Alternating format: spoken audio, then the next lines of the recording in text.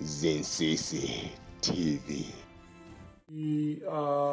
Especially in Malawi, we are a very reactive community. We're very reactive. We can be speaking on the same things mobwereza kumakamba zomwezo kumachina chake chichitika timazadabwa timazakhala ututumuka zakhala bwanji because ndakhala ndikukuwuzani zokhuza how externalization kapena kuzembetsa ndalama za madola kapena mapound kapena marandi zomwe impact yake imakhala nayo pa economy.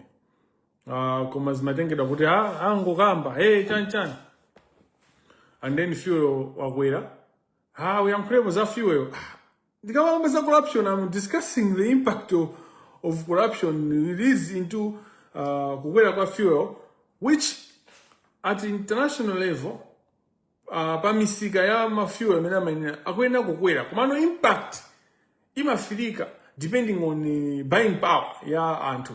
So the majority of people don't have the buying power. Your Grizan and if you were 6,000 or 7,000, we don't have that buying power. Even the people that are going to work, even the people that we consider as naturally having money, they don't have the buying power. You might graph fuel, pantengwa 7,000 per liter. But why don't they have a buying power? It's because ndalama zonse inakarimu akutawisa mzigo muno kuzera munjira zao. They are laundering this money out of this country. Akutawisa ma dollars kapena ma pounds kapena ma rands akutawisa nditu zonsezi. China nchonena kunena kuti achina Bushiri akutawisa ndalama.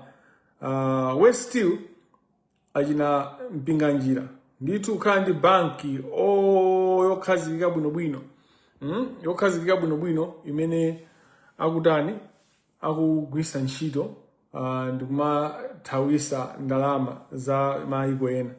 Now I want to take you today's conversation tukambirana zokhuza Amelis Hotel chifukwa amalawi sitichedwa kupanga move on kwa pa zinthu, sitimachedwa kudumpha kuyamba kupanga so zinthu zina sitimachedwa kutaya focus, you know. You're losing focus. You're losing focus. You know, I've been talking about the same issue, corruption, for 2 years. You're not in a space to advise me on what to focus on or what not to focus on. Because what I've shown consistency in what I do. So let's face the fact. You know, ndanthu mene anga mabange jintu, kumenyera jintu, opanda ndalama, opanda funding, opanda organization, basi as an individual. So tisikhapo nditi nzeru pang'ono kuti samata isane nthawi. In terms of focus, I know how to focus because I've been doing this thing more than 2 years. The same thing. Suti pali organization behind me yandibereka kumsana kwawo, suti pali chani. It's just Malawians, you know. Amalawi ndi amene yandibereka kumsana kwawo. Inuyo Malawi. You know, amalawi yake, kumasiya amalawi yake, osapotera zigoba.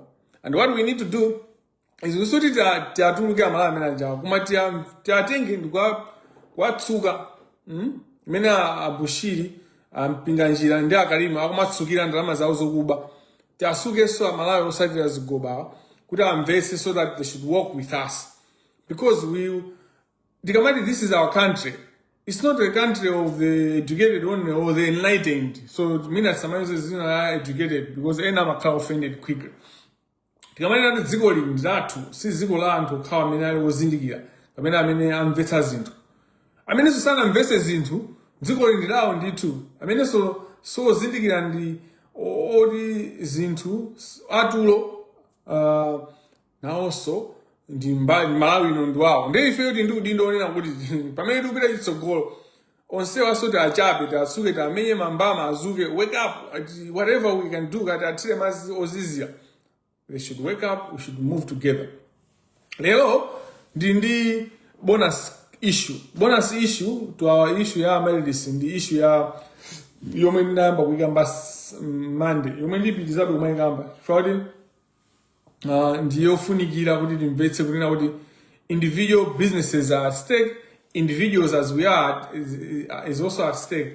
As long as we allow people to get away with corruption, as long as we allow people to get away with breach of law, as long as we allow people to get away with financial fraud, Paliba is safe, including the corrupt. Even if corruption in Rolo, they are not safe. And that's how things are. Greetings, Nicholas Kwenje. They are not safe. In the Kuwakoma and the Hama, Mutu and Vesis. No, CDC and the two. Then the Kambaboza, Zune Sata, the Mr. Mongo, Tilande Manga, Gadi Nkani Abonas. So Nkani Abonasi, Tigamba, so Goro, Sadibanova, Tukugamba, Mwankani, Mini, Kabanan Kadigat, the Gango Fida, and how you know the Gambe, Digamba, Mini. Komano de lo tugamba za zomwe zinachitika zokula hotel kena kwachitika inquiry kafukufuku amene amayendesa parliament ndemwina as a form of background very summarized a summation of all this is kunena kuti anthu amene amayendesa chuma chimene chimasungidwa kuti anthu akagwira ntchito akapuma mboma azilandira zawo pension imene imachedwa pension ndi bungwe imene imachedwa ku public service trust fund public service pension trust fund yomwe ntchito yake ndikutolera ndalama zimene amadula anthu amene amagwira ntchito mboma ma 5% komanso 10% yochokera kuboma ako ngati employer yomwe imayikidwa kuyikidwa mu thumba limodzi thumba limene lili ndi trust fund iyo zimayenera kuti ndalama zija azitupise apite nazo akapange nazo malonda osiyanasiyana kuti zibwere zambiri ncholinga choti munthu anthu akamapanga litaya azilandira plus chiwongolera zanja osati oneka 15% kamene katakhala kamene kali kochepa kwambiri pokapoka kakhale kuti kapangidwa multiply kaphatikizidwa mu zinthu zina za mtengatenga ndi mtokoma zomwe zingapangitse kuti ndalama zija zipange interest zipange accumulate interest ndiye kabungwe kameneka ka trust fund kamayima pawo khanditu koma zimene amanena Frank Mbeta amene ali attorney general panothamana attorney general ogwirizira ifatu Mbeta aja akuchoka ndithu ndipo sizingatheke kuti dziko lipite chitsogolo Mbeta aja attorney general sizingatheke ifatu munthu ndi wakuba uja is the fifth munthu kuti akuthawa mlandu kuti akayankhe milandu yake kwa zaka 10 zaka 11 munthu akuthawa kuyankha mlandu even more than that munthu ameneyo si munthu wanomoyi ameneyo ndi chigawenga cha ndini you know zimene amanena iwo aja achigawenga Frank Mbeta zomanena unena kuti ineyo ntchito yanga ndiyo ndisingabuze chochita anthu aifoti they have absolute discretion. What is absolute discretion? There's nothing like absolute discretion. Every discretion that you use, you operate under law. So every discretion is within the ambit of the law. So if you say absolute discretion, I don't see that being limited within the law. And besides that, the Attorney General's power in any scenario is not to guide anyone to do what they want to. The Attorney General says. The Attorney General says my instructions want. Even in Mabungo Aboma or my department Aboma, SCB, the Attorney General's role is not to say Mupange Jago. No, Attorney General will my legal opinion. Kani many my decision, the decision maker, you know, the one who has been delegated by the president, and the delegated power cannot be delegated. Delegated power cannot be delegated. This is a principle established. Kuti mphamvu zimene akupasani wina kuti mugwiritse ntchito. Inonso simungampase wina kuti agwiritse ntchito. Ifo inu mulibe mphamvu zopereka mphamvu zija si zanu. So mphamvu zonse zanu simungapere kwa munthu wina ayi. Delegated power cannot be delegated. Munthu ngati akuwuza kuti chimwene ndakupasani nyumba iyi kuti muziyang'anira malo mwa ineyo ndikuchokapo kayi muzindiyang'anira ndikupasani 2 weeks. Ndiye iweyo uitanenso munthu wina kuti ase ndi nyumba iyi iweyo nyumba iyi ndakupasa kwa 3 weeks. Ndiye kuti chisokonezo ka. So Attorney General amapanga advise. So even what he was supposed to do with the trust fund was to advise, because if the Attorney General was claiming in his analysis or his presentation, they had the absolute power, so he couldn't have come back to them to tell them, no, izizi mene zikuendera sizi kumveka kuno bwino chintu singachoke pa 30 billion kangofika pa 128 billion. If he did not have, then why did he advise the ACB to put a strict restriction, to put a control? Because if they had the absolute power, then the ACB could not have those powers. So tima posisidwa, tima yankulidwa zauli tsilu, and tima kala kumaombela mmanja. I saw so many, I don't know, including lawyers. But these are lawyers who, when they wake up, all they do is kutidugula party, kuticholinga choti my opportunities are bwere, basi ango khalira maloya omadigula, kudigulira ngandaso wainyake ngatu akwamanaso ma opportunities yo. This is option kwambiri. It's very dangerous for lawyers to become clappers, to become and to ombera manja ndicholinga choti china chake chitike.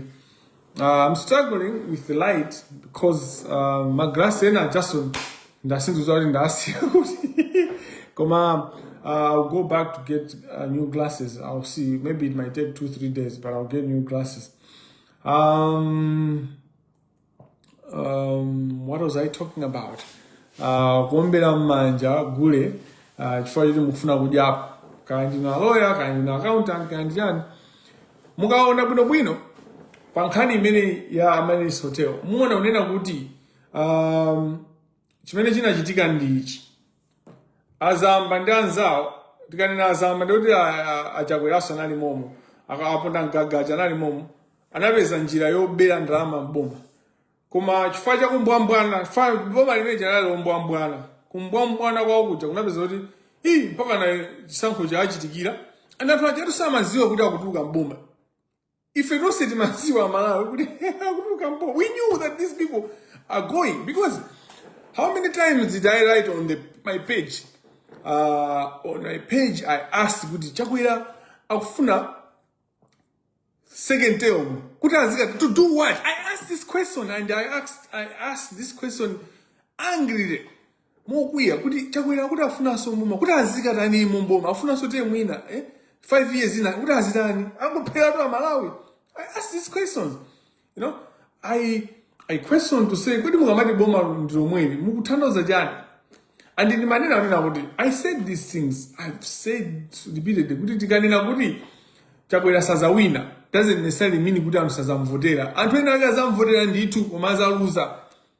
I said this 2 years ago. Pa page pompa mutani muyangane muzipeza zimene zizi.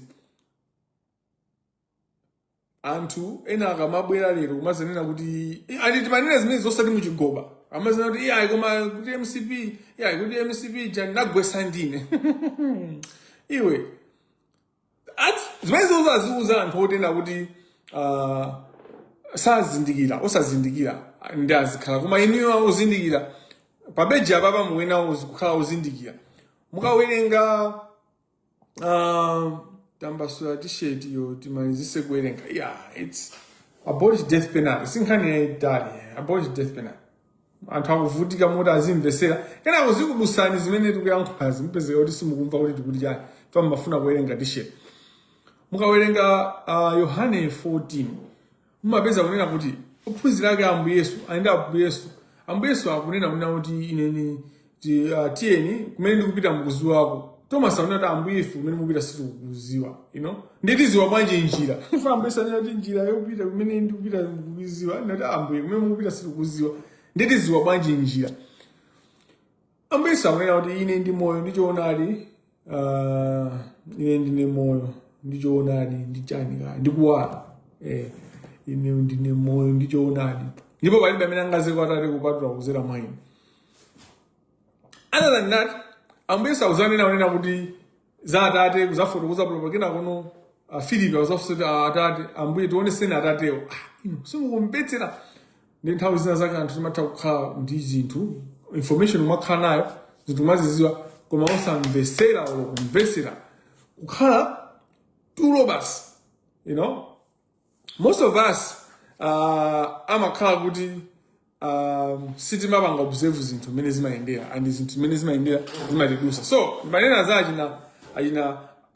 achina Zamba SPC Zamba munthu oyipa kwambiri.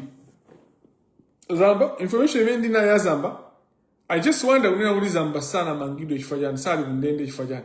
For Zamba uja timaina kuti tikamusewu kumanga the extent of what he did ndoena kuti asatuluke chifukwa chani. So bail ine ndi human rights advocate. Bail imene imayendera ndionena kuti munthu mukamumanga amayenera apasite bail kuti fati munthu ndiosalakwa ndipo until proven guilty by the court and munthu uyu ndionena unena kuti amayenera kuti aziyankhira milandu kunja. Ndimakamba za last week Friday Tuesday about bail kuti bail ndi chani and all that ndisindifuna kubwereza komano point yayikulu imene makhapo ndionena kuti state ngati ingamange prove kunena kuti this is the interest of justice kuti munthu azipanga atendi milandu ali kuselo ali palimandi ku prison bail simayenera kuberekera. So Zamba ineyo ndi substance yonena kuti she has so much influence that milandu yake singayende ali free kunja kuno siyenda milandu yake ndoena kuti ayojayo milandu imeti nayo imeti kuiziwa ine amange nkhani yake itamange kuujeni ku financial crimes court kuja ku court yomwe amayendesa. I think the leader, the president there is Professor Kabindu. Azikhala konko chifukwa ndalama zambiri kunena kuti akumadyesera wina aliyesa komanso there's evidence of her being called by a constitutional body twice. Zamba has been called 2 times by a constitutional body, public affairs, another public accounts committee. I don't know which committee called her first, but I believe it's the same committee, and no sure. Also, so though she's a flight risk, clearly, and here Janima connections are Nigerians. And nobody sample my Nigeria, my mini. I took my up in Pira. And hope in Pira, Timanyozesa Munga, I don't know if I can. I've seen Mazo Timanyozesa Munga if I can. The idea of having an SPC who has so much power like that, who had so much power and has stolen, and are involved in Nimaskando Ambimbi. Thomas Bedjasa Madian Kamavita Nazo Wabwan. Achakwera is part of the beneficiaries of Machine Gazamina Wabanga Colline Mzamba.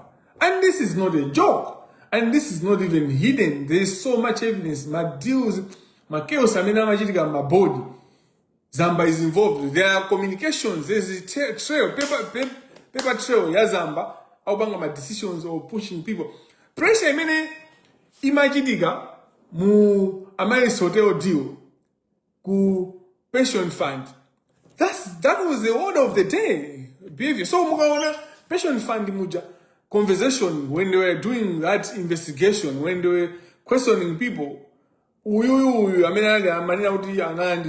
Pressure. I think Jimu agudusida amanina unadi nkandira pressure good by this time quick pangani easy.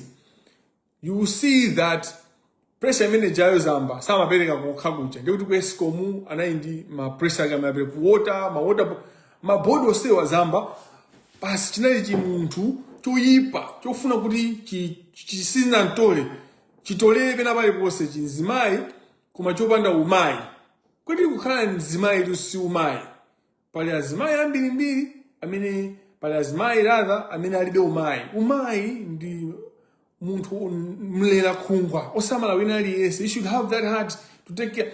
the poverty levels in Malawi, what we are dealing with, there are effects of what Mzamba was doing, and there are effects of what, of course, the current SPC is doing. Saidi, he has just taken over from Mzamba, just brought in some sophistication.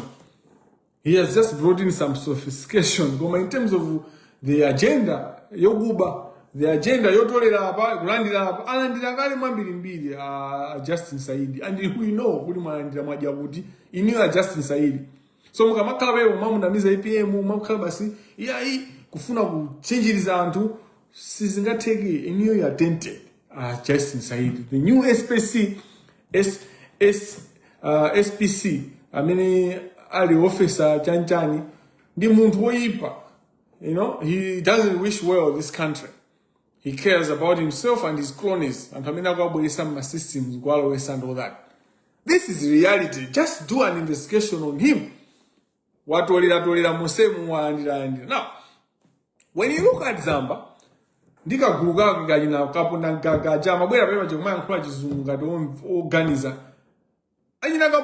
those people are stupid. They are stupid because they had a chance to fix this country, to take this country to a different level. And they did that. They didn't do anything. They thought about themselves. That's why they're implicated in this attack. That's why nothing got my brains to talk about attack. Those men are stupid people. They should not be given any respect at all. And they should not be given any room. Very evil people, criminals. Kabudanganga is a criminal. There is clear evidence he's in the files. Yasata, Zune Sata. So today, you want us to listen to his evidence. You know, Ajina Baba, Stevie Malondela, you are there. You are part of the corruption, Ajina Baba. You are. Ndipo Agubagani. Yusufu investment wakupagani ndipo nosenu mugununga nchenche ziliwa and investment zati zusa ni nchenche zimeza kusatira ni fa wakupagani pakani and susu maziwa in fact majida kuitanira kuti nafe suti pageni nanka ifete ngotuluka osajapa chifukwa maona ule ndalama za phweka izi.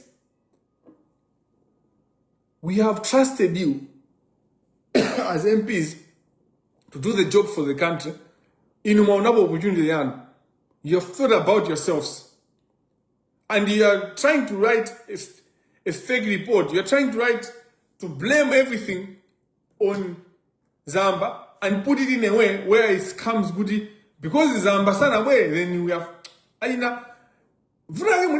you're not sophisticated, Ajina Baba. Ajina Steve Malondida. You're not intelligent as you think you are. When you're trying to fake things, there should be some form of sophistication. You should not be very basic. Because Mzamba sisi sana way, then we have failed to crack to this issue. You stupid.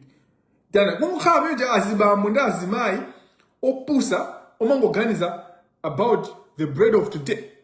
How can you do an inquiry without an Indian coming to the inquiry? Amelis Hotel doesn't belong to a Malawian. Why didn't we have Tanduzena Malawi? Why is it good an Indian never came to testify, to give their evidence? My journalist Opusa of Malawi, can you go and ask the chair, why didn't Yusuf Investment, why didn't the owner of Amelis Hotel come and testify? Munangu Amali sana wewe uzamanga testify fajani.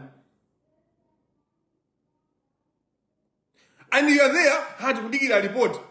Bullshit.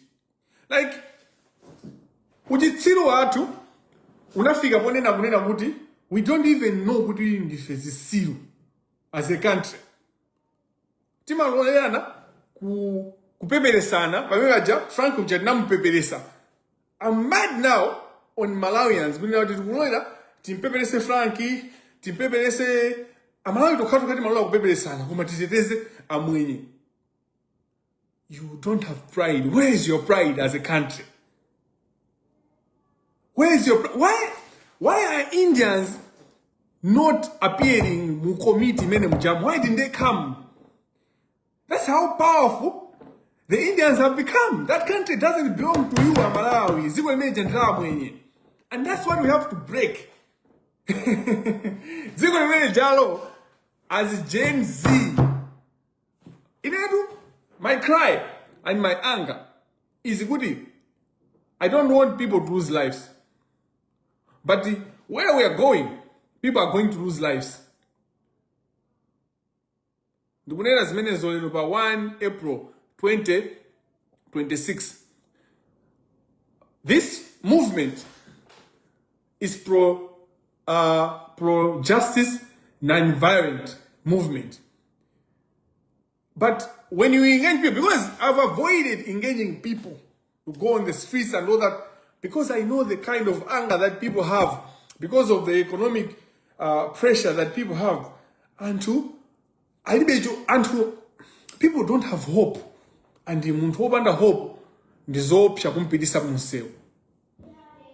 Muntu, I mean, just hold on, people. I'm avoiding, and if people are very angry, but also,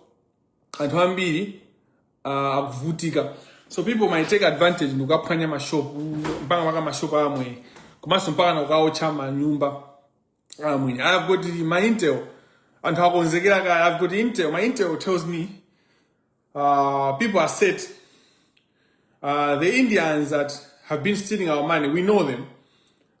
Within the systems, the people that have been giving me information, it's a movement that is ready, to make that country, my Indians are many akusokoneza asakali mzigo moja. And money will not stop, it will not protect you. And what I'm afraid of is already, and as many as my Indians, there will be, some of them will die, but Malawians also will die, because these Indians have got guns. But there's a time when people are not afraid of guns, and that time is coming. Because, you know what? The Diaz's quarter is going to go down more. Fuel will for 6,000, but out of figure for 10,000 easily. Fuel. If the oil in Iran continues consistently, because America is struggling, UK is struggling, all the donors are struggling, the economy will get worse. You have Aina Kangata Mena Babe, Aina Manamvega, who what they are doing is stealing. So the economy there's no future. You have an APM that at the moment, Banga action in the proven leadership we are talking about is not acting in any way. You have Chawinga, who wants to take everything to themselves. And then you have Karim, you have Bushiri, you have Kamangila, and all the other gangs. Because Gulichi Guru, these are the key pin. I mean, I would think dramas also which shocks the economy, such that the impact of prices goes direct to the people, because the buying power. Then besides that, you have my banks. I mean, they are colluding Ligarim. They are colluding with everyone who can give them anything. In fact, my bank you. I mean, Abu Sandrama, Zamboma, Dugma Gawana, Dugma Banga Madiu, I mean, Banga, my bank executives. You have a country that and have Gawana. Panoba, Zikola to lead Bankondo. Come on, in Kondo, Yajin Sis, in Kondo, you see food. But that in Kondo, that expression is misleading. Chifukwa drama zimene amwenye akugwisa ntchito ku Malawi kuja. Samachoka nazo ku India, kapena ku UK, kapena kuti. Drama zamatenga Malawi mumo. So drama zimene jazo ndi zathu. Expression yonena kuti drama ndi wanu, dziko ndi wanu, drama ndi wathu, ndi yabodza. It's misleading. Chifukwa ndi tax yathu imene amayuza anthu amene ajawo. And then they get business from our government. And then amadinyangwira kena koso dizabembeza. But this is being allowed because we have led corruption. And the Prince of Fifth, Chigoba, he's the one that is allowing all this. Chigoba is close to the Indians. If you look at Chigoba, everything that he has, he gets from Indians.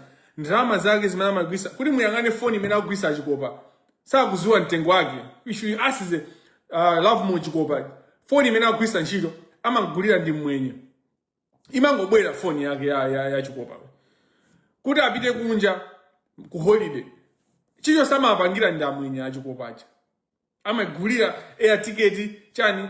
All this, there's a paper trail, there's evidence to this, and all the other judges know of these things. The other judges know of these things, and that's the tragedy of our country, is that good people remain silent. The judiciary has got a lot of, the majority of judges are clean judges, they are not corrupt, but they are not innocent because you are letting these few judges thrive with their corruption.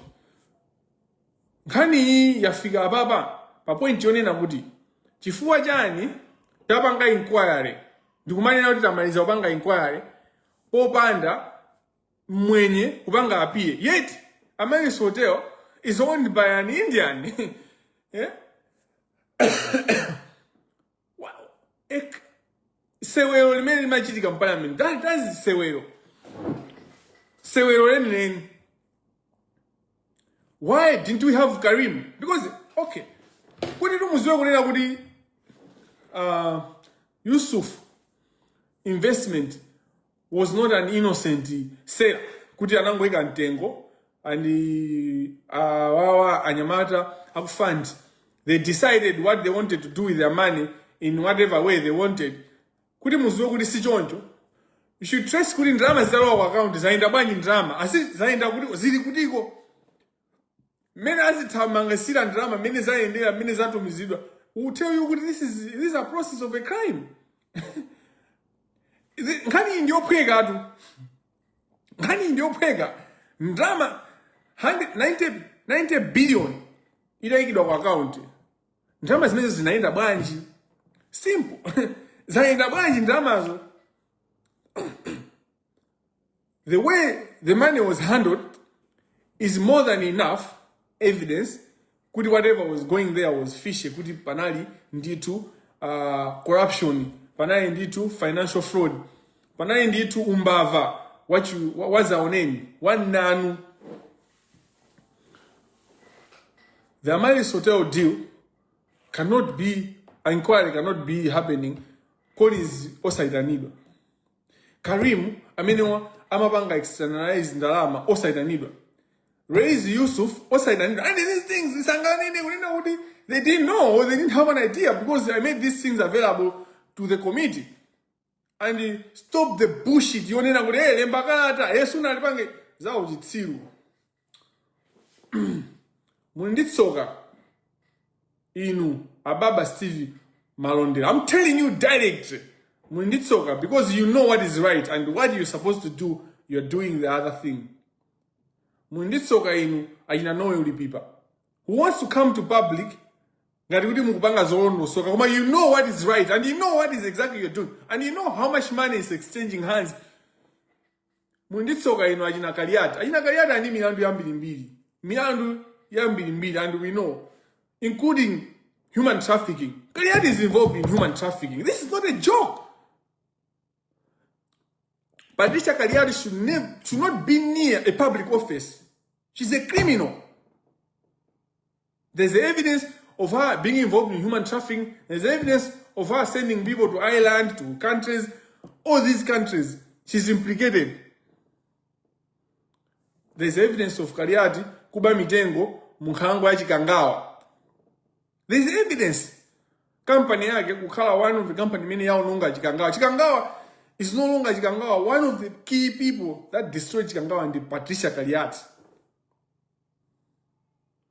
So she's the one who was the broker. When Frank Mbeda gave an excuse the first time, they gave a price of 1 billion because they wanted 50 million for every one of them.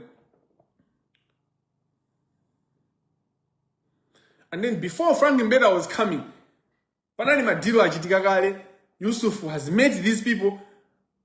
Magras Kukala Minala Panga organize my meeting. Kutamanga Tamanga, Nyamato Tamanga Tabanga Mini, Kubere Sabamozi, and Hosewa. So says it just magic at the last day. zopangana zimene zija. Oh, those, and there's a reason why all the inquiry, zose zinayikidwa pambalambanda, koma nkhani yomwe imabwesa Financial Intelligence Authority, anazika kumbali. They were not trying to protect the officers agu Financial Intelligence. The officers are known. Amwenye sama aziwa uda mena jandindani. Kuti ku financial kumagwira. It's not a secret who works at Financial Intelligence Authority. It's not a secret who is an investigator. It's not a secret who are the people there. They were hiding my accounts. My accounts were in now. My accounts Dr. Blimentali now. My accounts are my institutions are boma. Ofunigira, even Reserve Bank. Reserve Bank should have these accounts. Because Reserve Bank was observing drama minutes go India. That's why dina sindika kunena kuti drama ngati zili pa dziko lapansi pano. Drama zimene zoti zibangalikava. Unless drama zimene zafika kumwamba azidisa kumwamba. Koma ngati zili pa dziko lapansi pano. Drama sizimasowa. Zimaziwika kuti zaenda choncho. Mijiga ku National Bank. Anthu aku CDH Bank. Kumazimva ngati bank. Koma zomwe mukupanga ili uli umbava basi. What you're doing is criminality. It's time for you to rise up. And from a bank, it's time to rise up and call out the corruption and call out the financial fraud that is happening in the banks. Forex, my deal because that's not the only deal. There are more other deals that are happening and that will continue to happen. It's time to rise up to play your role. Excuse that has to go. We have moved on from that. The practice is so established. No. The train has left the station. You either are left behind or you run after the train and jump in. Amine mugulemba report ku parliament, secretariat. You'll be held accountable as secretariat. Kajina Steve Baba Manda kubasani ma guidance will be held accountable as individuals. Of course, at the end of the day, it is the committee's responsibility. But you are part of the committee. Yes, secretariat in the committee.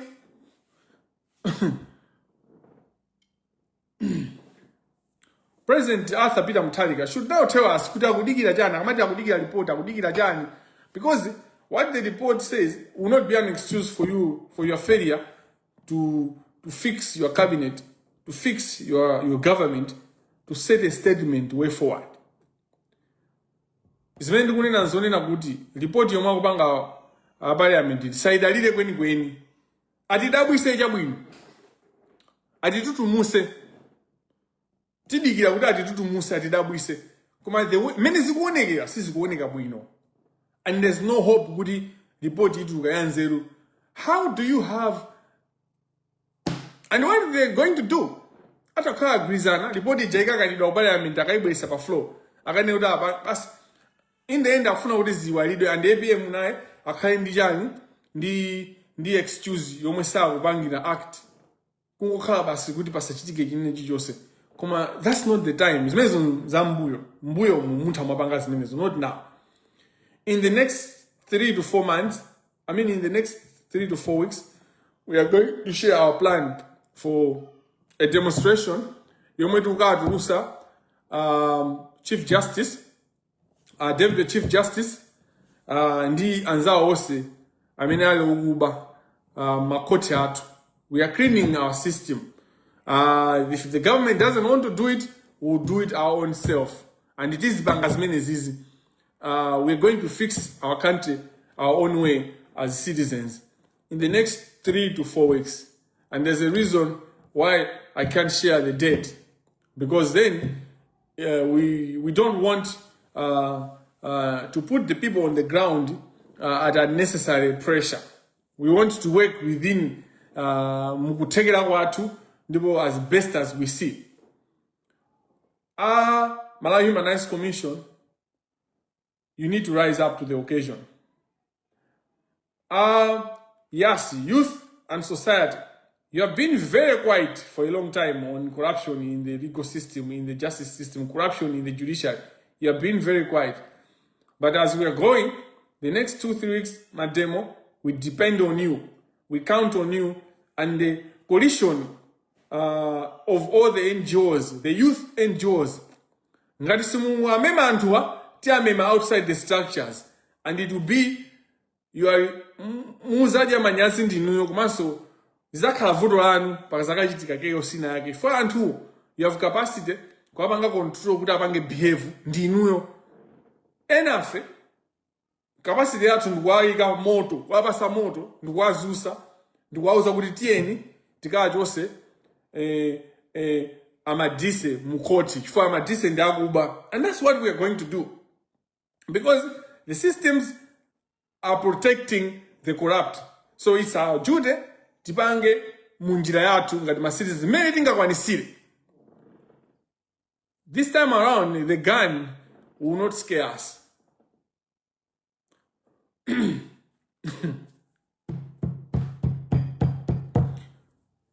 Some years back, 20 people were killed in Malawi, 20-something people.